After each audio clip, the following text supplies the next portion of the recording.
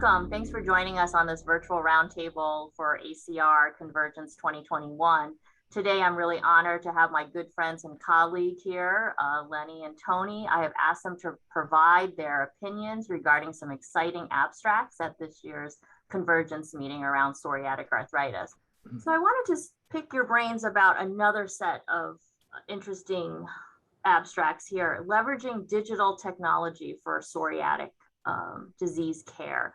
So we talk a lot about including both patient and physician outcomes into many of our trials. I picked this particular abstract, What Matters, Patient and Clinician Perspective in Psoriatic Arthritis Care. And these were done with focus groups looking at patients and physicians.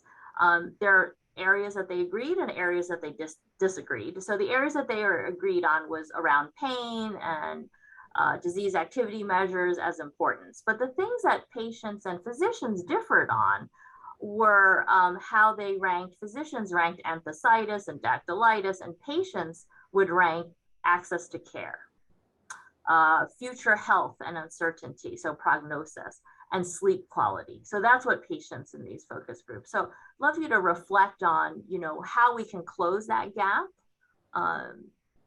Tony or Len, who wants to go first on this sort of patient-physician? I will, because this is a favorite topic of mine. I think that, I tell all the fellows they're very good at taking histories of chief complaints, but they're not very good at taking history of patients' chief concerns.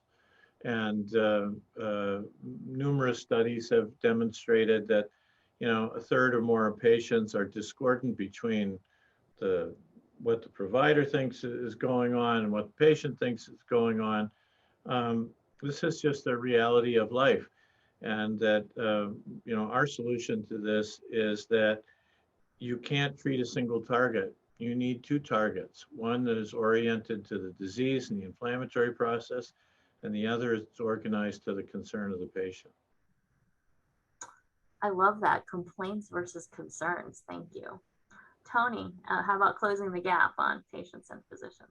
Yeah, I mean, I think it's, as Lenny mentioned, it's important to know what is bothering the patient about this disease. I mean, I think as physicians who run busy practices, we're used to being in a workflow where we assume what we need to do, but just taking a minute to ask patients what is bothering them, what concerns they have, can be eye-opening. And I think, some of the discrepancies here maybe can be just addressed in a clinic visit with just a little bit of education to put a patient at ease. So just knowing there are discrepancies, I think, is important for us as physicians to take back to the clinic and take better care of our patients. Yeah, I agree, really empowering the patient.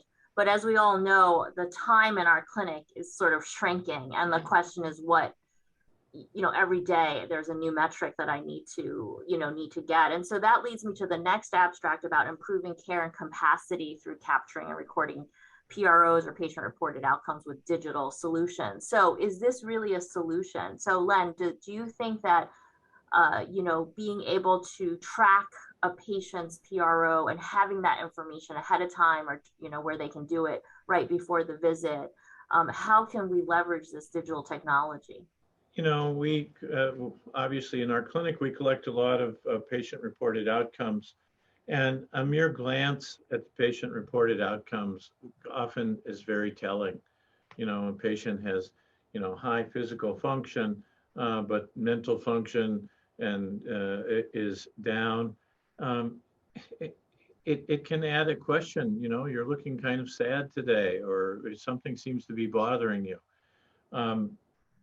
Empathic communication with a patient has been demonstrated not to appreciably add to the time of the visit. And in fact, when patients feel that they're being dealt with empathically, they actually think that they have spent longer with the doctor than they actually have, not shorter. So I'm so heartened to see this conversation come up right now. And I think this is the direction we need to take. Excellent. That's really helpful. Tony? Anything you're doing Yeah. in dermatology?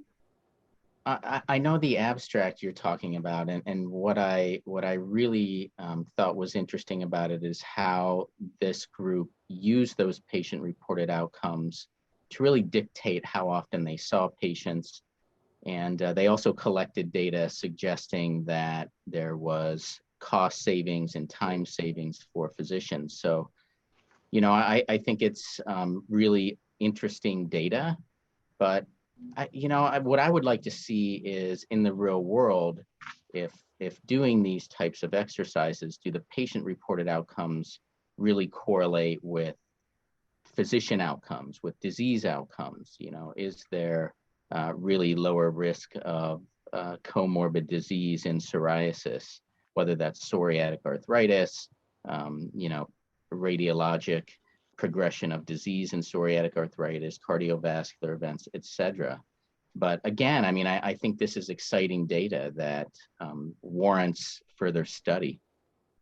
You know, that really is interesting, Tony. You know, you're really kind of pushing our bar up, right? So you're saying, wow, we have all this data that we're collecting. And, you know, Len and I have something called My Room in rheumatology where we are collecting all this PROs. And I think you bring up a really interesting point, which is, okay, now that we have this, is it actionable? Are we able to do something with this data that's actually going to, improve their outcomes long term? So I appreciate that thought. Well, thank you. This has been, really, interesting to reflect on it. I know that it's been a really exciting meeting. I think we've done it well digitally, virtually, I should say. So that was really interesting for us to really get this right with in the second year of the pandemic. But any parting thoughts, Len, Tony, give you your floor before we go? No, you did a great job. I hope to be live in Philadelphia next year. Awesome. Yes, for sure. All right. Thanks for sharing in this game and reflecting. I learned a lot listening to the both of you. So thanks for that co-management approach.